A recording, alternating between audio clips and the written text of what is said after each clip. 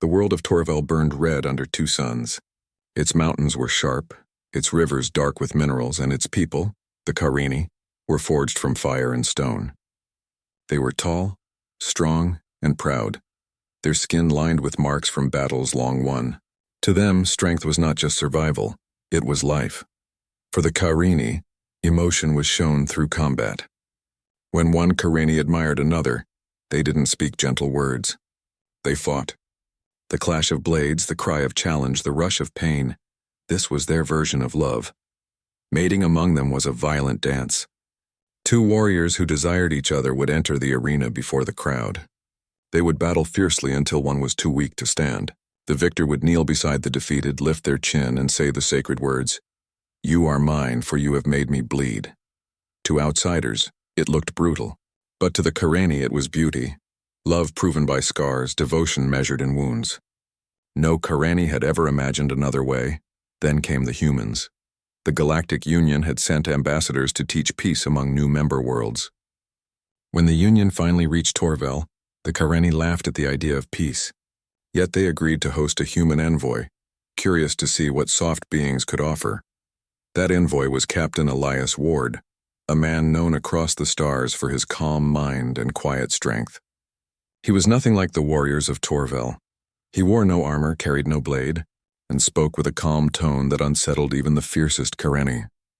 The first time he stepped into the Great Hall, hundreds of Karini warriors stared at him in disbelief.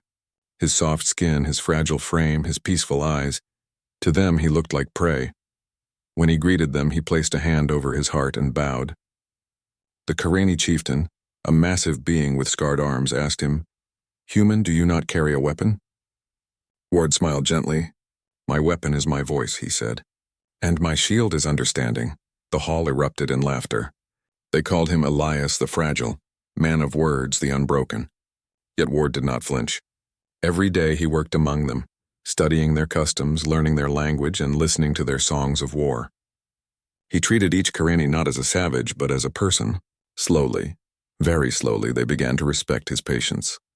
Among those who watched him closely was Ratena, daughter of the war matron, a fierce fighter with eyes like molten iron.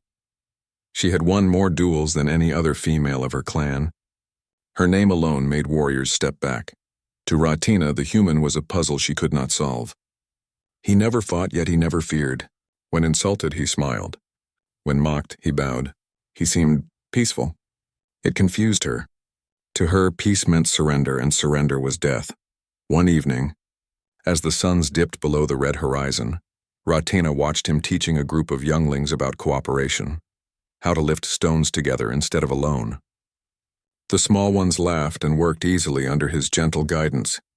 She couldn't understand it. No one listened to someone who had not proven strength, and yet they listened to him. That night she spoke to her mother. "The human's calm makes the young soft," she said bitterly. "He should be tested." "He should bleed," her mother laughed. "Then challenge him, daughter. If he bleeds, you will have proven he is weak.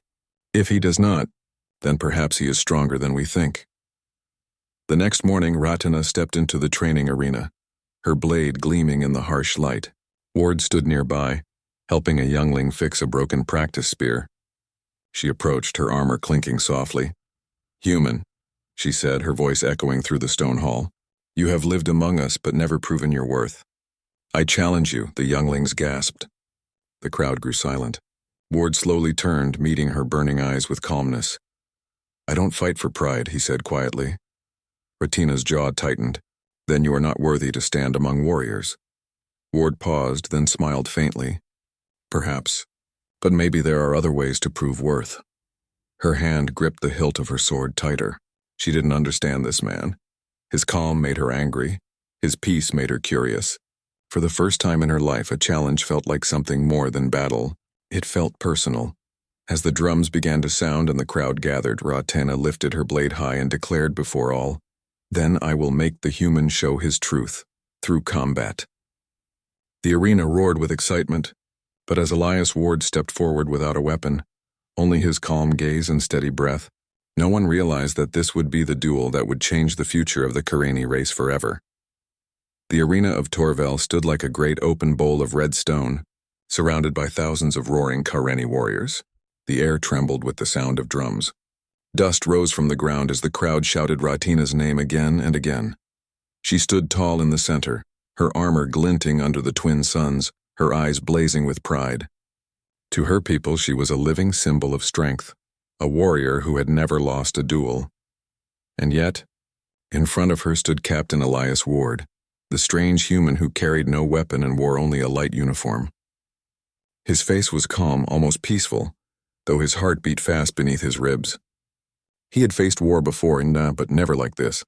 The chieftain lifted his massive hand and shouted, "Let the challenge begin!" The drums fell silent.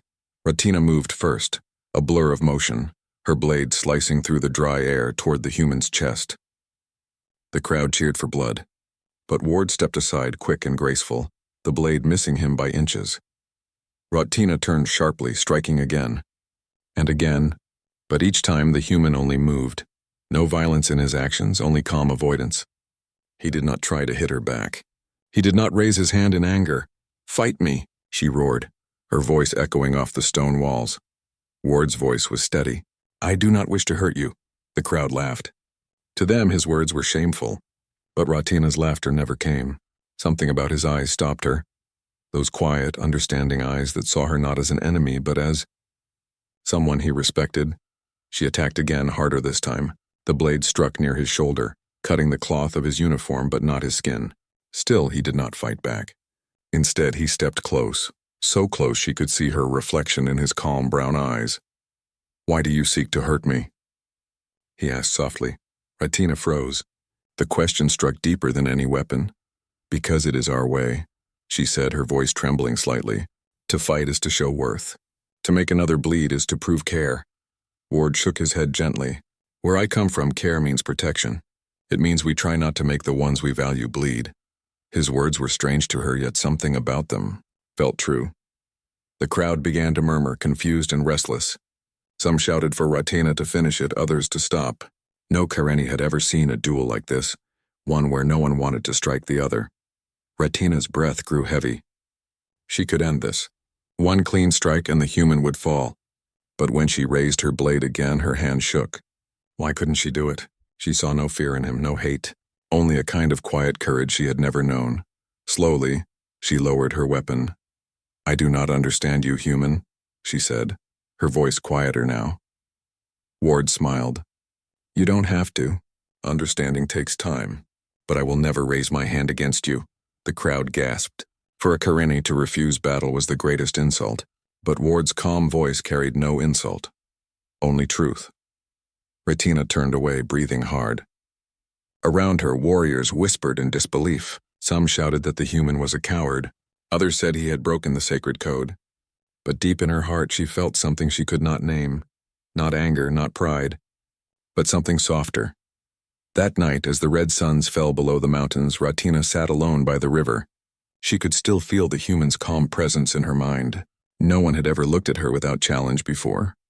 No one had ever spoken to her as if she were more than her strength. Her hand touched the scar on her shoulder, a mark from an old fight. All her life she had been told that scars were proof of love and worth. But for the first time she wondered, what if love could exist without pain? And far away in the quiet of his quarters, Elias Ward sat writing in his notebook. He wrote only one line that night. Even the fiercest heart can learn peace if someone dares to show it. Outside, the winds of Torvel howled softly, carrying the whispers of change. Neither of them knew it yet, but this single duel, the fight that never was, had already begun to reshape the fate of an entire species. The next morning, the story of the human who refused to fight spread across Torvel like wildfire. Every clan, every hall, every warrior spoke of it. Some laughed in disbelief. Others were furious. But one name was repeated again and again. Elias Ward, the human who stood unarmed before the strongest female warrior and did not fall. To the Karenni, it made no sense. To fight was honor. To strike was life. Yet somehow the man who had done neither had not appeared weak. He had stood tall, calm, unshaken. There had been something powerful about that calm, something even Ratina could not understand. She could not sleep that night. Every time she closed her eyes, she saw his face again, not filled with fear, not even pride, just quiet certainty. That look stayed with her, like a whisper in her mind that refused to fade. The next day she found him by the outer fields, near the crystal stream that cut through the red stone valley. He was kneeling beside a broken training drone, trying to repair it. The morning wind blew softly through his hair. "You should not walk alone after what happened," Ratena said from behind. Her voice was sharp, though. She wasn't sure why. Ward looked up, smiling faintly. "I thought I was among friends." "Some think you shamed me," she replied. "They say you made me look weak." He set down the small tool in his hand. "Did I?" She hesitated. "I don't know." Ward stood, wiping his hands. "I didn't want to humiliate you, Ratena. I wanted to understand you." Her eyes narrowed. "Understand me? You refused my challenge. You denied my strength. That is the same as saying I'm not worth your effort." Ward shook his head gently. "No. I refused to hurt someone who didn't deserve to be hurt." His words made her heart tighten. No one had ever spoken to her like that. No one had ever refused to hurt her. For the Karani, pain was affection and affection was power. Yet this human stood before her and said the opposite, that kindness itself could be strength. She frowned deeply. "You confuse me, human," he smiled. "That's all right. I confuse myself sometimes, too." Ratena didn't laugh, but her lips twitched slightly, the closest thing to a smile she had ever allowed. They sat together near the water. For a long time, neither spoke. The sound of the flowing stream filled the silence between them. Ward skipped a small stone across the surface, and she watched it bounce twice before sinking. "In my world," Ward said softly, "when two people care for each other, they don't fight to prove it. They protect one another. They listen, they help. Sometimes they hold hands. Sometimes they just stay," she repeated, confused. "Do nothing?" "Not nothing," he said with a small smile. "They share peace. They give warmth instead of pain." Ratena looked away. "That sounds weak." "Maybe," he said, looking at her gently. "But it takes strength to be gentle in a world that only knows violence." Those words struck something deep in her chest. For so long she had believed that only pain could prove love. But what if love could also be peace? What if care didn't need to hurt? She stood up suddenly, her pulse racing. "You speak dangerous thoughts, human. Our ways are ancient. If others hear you say such things, they will not forgive it." Ward looked up at her, unafraid. "Then let them hear. Maybe they need to." Ratena stared at him for a long moment. The morning sun caught the side of his face, and for the first time, she saw him not as fragile, but as something stronger than any warrior she had met. A different kind of strong. As she walked away, her steps felt heavy. The other warriors would mock her for even speaking to him. They would call her soft, dishonored, broken. But deep inside, she felt something new, something she had no word for. It wasn't pain. It wasn't fury. It was quiet, and it was warm. That night, as she looked up at the twin moons of Torvel, she whispered to herself, "What if he is right?" And in the human's small quarters not far away, Elias Ward wrote in his notebook again, "Even the fiercest hearts can carry gentleness. They just need to be shown it first." For the first time in the long history of the Karani, a warrior dreamed not of blades but of peace.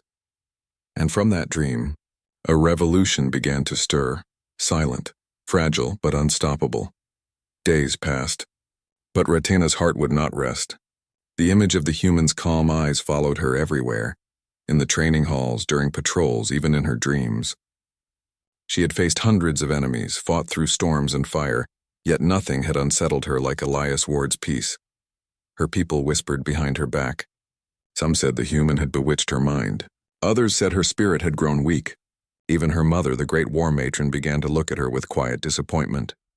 "You let him shame you before the clans," her mother said one night as the two sat beside the glowing fire pit. "A true warrior never lowers her blade. The others are watching, Ratena. They will think you have forgotten what it means to be Karani." Ratena stared into the flames. "What if we have forgotten something else?" The war matron frowned. "What do you mean? What if strength isn't only about striking? What if there is strength in restraint? In kindness?" Her mother's voice turned cold. "Those are human words. Do not let them poison you." But deep inside, Ratena already knew, the poison felt more like medicine. The next morning she went to find Elias Ward again. He was by the small crops he had planted near the camp, tending to the green leaves that reached for the sun. "You return," he said, smiling softly as she approached. "That's a good sign." Ratina crossed her arms. "I did not come for your games. I came to understand what you meant the other day, about love that does not wound." Ward straightened, brushing soil from his hands. "Where I come from, we don't show care through combat. We show it through small things, Rickon, listening, helping, being gentle. Gentle." She said the word slowly, as if testing it for the first time. "Among my people, that word does not exist." He nodded. "Then maybe it's time it does." She looked at the plants he was growing. Fragile things, soft leaves, thin stems. "These would not survive a day on Torvel's wild plains," she said. "They survive because I take care of them," Ward replied. "I don't strike them. I water them. I give them warmth. They grow stronger because they are protected, not hurt." His words felt strange but beautiful. The Karenni always said pain made the body strong, but could care make the spirit strong too? Later that day, Ratina joined him again as he worked on repairing a damaged energy module. She watched his hands move with precision and patience. There was no rush, no frustration, no violence in his touch, just quiet focus. "Why do you do this?" she asked. "You could order others to work for you." "Because when I fix something myself," he said, "I learn to understand it better. I think that's true for people too." She tilted her head. "You mean, we must understand others, not just fight them?" "Exactly." Ratina fell silent. For a long time she watched him work. The wind blew gently through the open field. She realized that in all her life, she had never spent time with someone without preparing for battle, and for the first time she didn't feel the urge to fight. Instead, she felt peace. When the module began to hum softly again, Ward looked at her with a small smile. "See? Even broken things can work again if you treat them right." His words touched something deep in her chest. "I have many scars," she whispered. "But none of them healed like that." Ward's expression softened. "Then maybe it's time to start healing from the inside." That evening, as the sky turned purple with the setting suns, Ratina walked back to her quarters. The sounds of warriors training echoed through the valley, metal against metal, voices shouting, hearts burning with the fire of battle. She looked down at her hands, rough and scarred from years of fighting. For the first time, she wondered what they would feel like if they were used not for violence, but for care. And when she closed her eyes that night, she did not dream of war. She dreamt of calm waters, of quiet laughter, and of a human hand reaching out to her, not to challenge but to hold. When morning came, the question still burned in her heart. What if true strength is not in how hard you strike but in how gently you can stand? The days that followed brought whispers, sharp and cold like blades in the wind. Everywhere Ratina went, eyes followed her. Warriors stopped talking when she passed. Some turned away. Others spat quietly on the ground, a Karenni sign of insult. She had been one of their finest and undefeated, respected, feared. But now, because of the human, her honor was under fire. They called her softened, touched by weakness, human-hearted. At first, she ignored it. But as the days went by, their words began to sting more than any wound she had ever received in battle. One evening, she was summoned to the Council of Clans, a circle of the strongest Karenni leaders. The firelight burned bright against the stone walls as they stared down at her. Her mother sat among them, face hard and unreadable. The oldest among them, a warrior named Vorkun, spoke first. "Ratina of the Red Claw," he said in a deep voice, "you stand accused of betraying our traditions. You spend your days with the human, a being who rejects combat, who brings shame to our way of life. Do you deny it?" Ratina raised her head. "I do not deny it." Gasps echoed through the chamber. Vorkun leaned forward. "Then you admit that this human has changed you?" "Yes," she said firmly. "He has shown me that strength is not only found in battle. That love does not need pain to be real." Murmurs of anger filled the room. A few warriors slammed their fists against the ground in protest. Her mother's eyes glimmered in the firelight. "You shame your bloodline, daughter.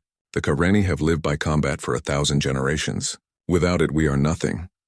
Ratina turned to her mother, her voice trembling but strong. "Maybe that is what we have become. Nothing but scars wearing armor. We have forgotten the meaning behind our fights. We strike, but we never heal. Her mother's hand slammed the armrest of her stone chair. Enough! You speak like a human, weak, soft, blind. Ratina's chest ached, but she did not back down. If weakness means refusing to hurt those I care for, then yes. Maybe I am weak. For a long moment the chamber was silent. The fire cracked softly between them. Then the council gave its judgment. You will not be cast out, Vorkun said coldly, but your name will no longer stand as a warrior's. You are stripped of rank and title until you prove your loyalty again. Ratina bowed her head. She felt the weight of their judgment, but inside something stronger was growing. Something that no blade could cut. Outside, under the open sky, she walked alone toward the humans' quarters. The night air was cold, carrying the Sioux, and of distant drums. When she reached his door, he was awake, sitting by the small lamp, writing in his notebook as always. He looked up as she entered and saw the pain in her eyes. They know, he said quietly. They know. She whispered back, and they've taken everything from me. Ward stood and walked to her side. I'm sorry. She shook her head, her voice breaking. Don't be. I chose this, but why does it hurt so much to do what feels right? Ward's gaze softened. Because doing what's right often means standing alone. Her hands trembled. I thought I was strong, Elias, but now I feel broken. He placed his hand gently on her shoulder. You're not broken, Ratina. You're changing. That's always painful. For a long time she said nothing. The warmth of his hand steadied her heart. No Karani had ever touched her without force, without intent to dominate. But this touch, it carried peace. It carried meaning. I have lost everything, she whispered. Not everything, he said softly. You found something new, something your people will one day understand. She looked up at him, eyes wet, voice trembling. And what is that? Compassion, he said simply. The courage to care. Ratina closed her eyes. For the first time in her life, tears slipped down her cheeks, not from pain, but from release. And as the two stood beneath the red sky of Torvel, the wind carried the sound of the distant drums, drums that once sang of battle, now echoing faintly of change. Days turned into weeks. The Karani village remained tense, its people whispering whenever Ratina passed. Once her name had inspired warriors to lift their blades higher. Now it made them turn away. But Ratina did not hide. She still trained every morning, her movements sharp and graceful under the rising sun. She still walked through the market, still carried herself with the same pride, though her armor was gone and her title stripped away. Elias Ward stayed by her side, not as a protector but as a friend. He watched her with quiet admiration. There was strength in how she bore her shame. There was courage in how she refused to bend. Sometimes they sat by the cliffs that overlooked the violet plains. The alien sky shimmered with 3 moons, and the wind carried strange music from the forests beyond. You know, Ward said one night, staring at the stars, when I first came here, I thought your people were terrifying. Ratina gave a small laugh. You are not wrong. We are. But now, he said softly, I think I understand you more. You fight because you believe it's the only way to feel alive, to feel connected. She nodded slowly. To us, combat is love. Battle is truth, but now I see it can also destroy the heart that feels it. Ward smiled faintly. You can't erase 1,000 years of tradition overnight. But maybe you can start something new, something better. Ratina turned to him, her eyes thoughtful. A new way, she murmured. Without blood, without pain, he nodded. Yes, let them see what compassion looks like. Let them feel it. The next day she began her quiet rebellion. It started with the children. Ratina taught them balance, not just how to strike, but how to breathe, how to control anger before it became a storm. The little ones followed her eagerly, laughing as they learned to move like flowing water instead of crashing fire. When older warriors saw her, they mocked. The mighty Ratina now trains hatchlings in play fighting.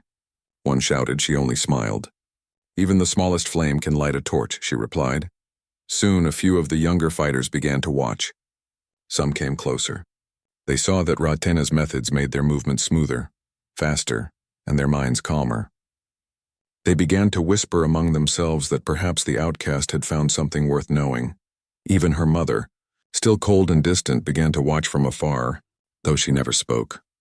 One evening, when the training was done, a young warrior named Kalor approached her.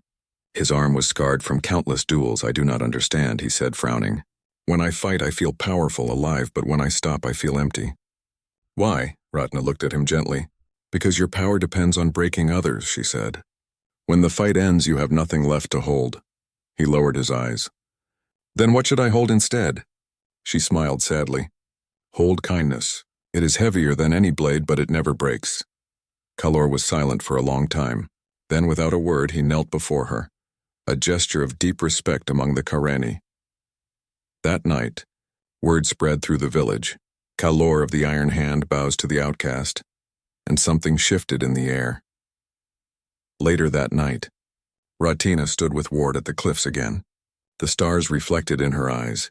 They are beginning to listen, she said softly. I never thought it would happen. Ward smiled. Change always begins with one brave soul. You've planted the seed. Ratina's gaze grew distant. But I fear the council will not let this continue. They see peace as weakness. Then they'll come, Ward said quietly. And when they do, show them that strength can wear a gentle face. She turned to him, her heart heavy but full of new light. If they challenge me again, I will not fight back. Then what will you do? I will show them, she said, her voice trembling with resolve, that a heart that refuses to strike is stronger than one that never stops. Ward looked at her in silence, the wind tugging at their clothes. For the first time since coming to this world, he felt something powerful stir within him, hope, and far below them in the shadowed village, the faint sound of laughter, children's laughter, echoed through the night, the first sound of peace the Kareni had ever known. The change did not go unnoticed. The council watched from their high stone tower as more Kareni gathered each morning, not for duels, but for Ratina's calm lessons. The air once filled with battle cries now carried laughter, quiet focus and peace. To the old warriors, it was a threat. To Ratina, it was hope. But hope always draws fire. One night, as crimson lightning flickered across the sky, Ratina was summoned again. The Council of Clans had declared her teachings dangerous, poison to their culture. When she entered the grand hall, flames burned high in the center pit, and the air trembled with tension. Vorikun's voice boomed through the chamber. You defy our laws again, Ratena of no clan. You twist our youth with your softness. This ends tonight. Ratena stood tall, no armor, no weapon. I only teach them to see beyond blood, to find strength in peace. Vorkun's eyes narrowed. Peace does not make warriors. It makes people, she answered softly.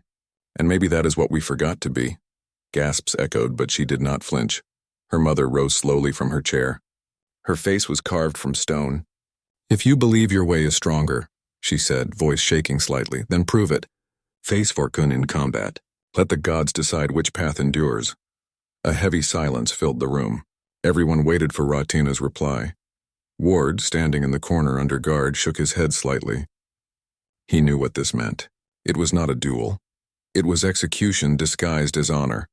Ratina looked at her mother for a long time. Then she nodded. I will face him. But I will not fight. The council erupted in shouts.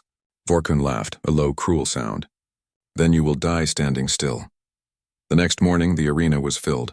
Warriors lined the stone walls, chanting for blood. The red sun rose behind the mountains, turning the sand into fire. Ratina stepped into the circle, wearing only a simple robe. Her mother sat among the council, eyes hard but wet with unspoken emotion. Vorkun entered with full armor, his blade shining like the heart of a star. Defend yourself, he roared. I will not raise my hand, she said quietly. He charged. The crowd roared. His blade sliced the air, but Ratina didn't move. She only looked into his eyes.